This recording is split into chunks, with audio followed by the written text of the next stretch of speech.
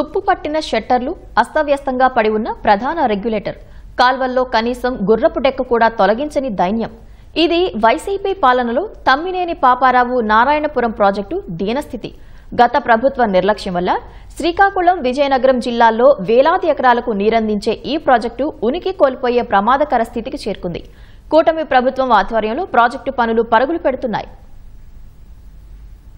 ఉమ్మడి శ్రీకాకుళం, విజయనగరం జిల్లాలోని నాగావళి నదిపై తమ్మినేని పాపారావు నారాయణపురం ప్రాజెక్టు నిర్మించారు. దశాబ్దాల క్రితం నిర్మించిన ఈ ప్రాజెక్టు శిథిలావస్థకు చేరడంతో ఆధునికీకరణకు గత టీడీపీ ప్రభుత్వం 2018 ఆగస్టులో 112 కోట్ల 10 లక్షల రూపాయల నిధులు మంజూరు చేసింది.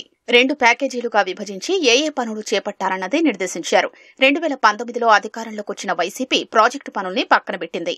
పనులు పడకేయడంతో నదిలోకొచ్చిన వరద నీటిని ప్రధాన కాల్వలకు మళ్లింపులో కీలకమైన షట్టర్ల వ్యవస్థ శిథిలావస్థకు చేరుకుంది.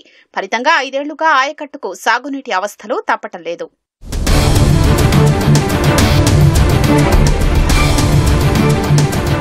గత గవర్నమెంట్లోనేటంటే ఒక్కసారి కూడా ఛానల్లోనేటంటే పూడికి తీత కానీ ఎటువంటి జంగిల్ క్లీన్స్ కానీ ఎటువంటివి జరగలేదండి. దానివల్ల ఏంటంటే సాగునీరు అందక కింద రైతులు చాలా ఇబ్బంది పడ్డారు. ఈ కూటమి ప్రభుత్వం వచ్చిన వెంటనే దీన్ని స్పందించి పూడికి తీత కార్యక్రమం ఏంటంటే చేయించారండి. జూన్, జూలైలో స్టార్ట్ చేసేవారండి పనులు కూడా. ఇప్పుడు ఏంటంటే ఏప్రిల్, మేలోనే స్టార్ట్ చేసి 100% పనులు పూర్తి చేయడానికి కూటమి ప్రభుత్వం చేస్తున్నారండి. రేపు రాబోయే ఖరీఫ్ సీజన్కేమో దాన్ని బాగు చేయాలనే ఉద్దేశంతో ఏమో పూడికి తీత పనులు ఇప్పుడు ఆల్రెడీ చేస్తున్నారు.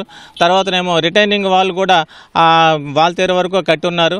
దీన్నేమో మిగతా కాలువను కూడా అనమాట దీన్ని పునరుద్ధరించనమాట రైతులకి ఉపయోగపడే విధంగా అనమాట చేస్తే ఇంకా చాలా మేలు జరుగుతుంది.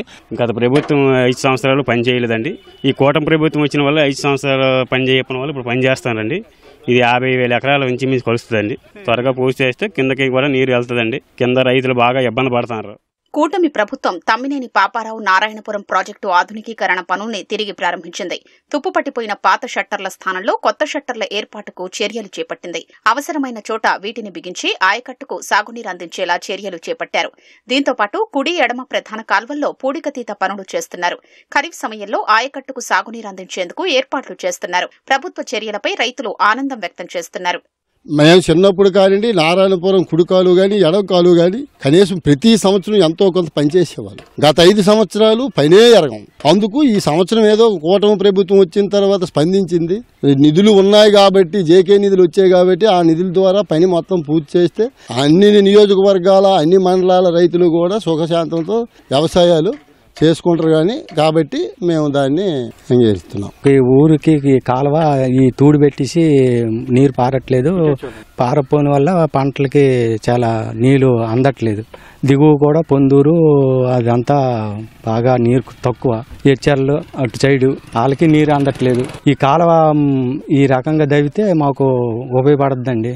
ఈ వ్యవసాయం అంతటి కూడా ఉపయోగపడాలి. ఈ నీరు అనేది మనకు ఉపయోగపడాలి. ఎందుకంటే ఇక్కడ ఒక రంగారపురం, నారాయణపురం ఆనకట్ట దగ్గర మాత్రమే నీరు అనేది స్టోర్ మనం చేసుకోగలం. ఆఫ్టర్ దట్ మళ్ళీ ఇక్కడ దాన్ని నీరు విడిచిపెట్టామంటే సముద్రంలో కలుస్తుందే తప్ప ఈ రైతుకి ఏ రకంగానూ ఉపయోగపడదు. సో మాకేంటంటే ఇలాగ టెంపరీ పనులు కాకుండా శాశ్వత నిర్మాణం, కాంక్రీట్ కట్టు కానీ ఏదైనా వేస్తే అది ఒక మాకు రైతుకి చాలా మంచిదని మేము అనుకుంటున్నాం.